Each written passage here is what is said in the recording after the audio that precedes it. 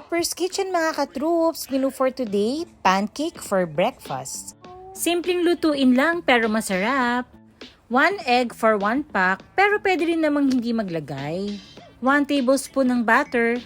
Anchor ang gamit ko. 1/2 cup of water. Then mix until you can no longer see any flecks of flour. Konting pahid ng butter sa pan para lang hindi natin sobrang masunog ang pancakes. Pwede na kahit hindi natin ma-perfect ang circle. Pansin nyo ba may nagpabubbles on top?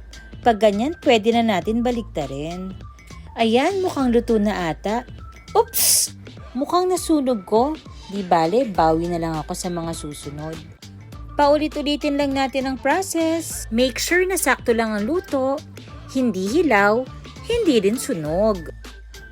Mukhang masarap i-partner sa coffee or sa hot choco. Ciao mga ka-troops! Happy eating!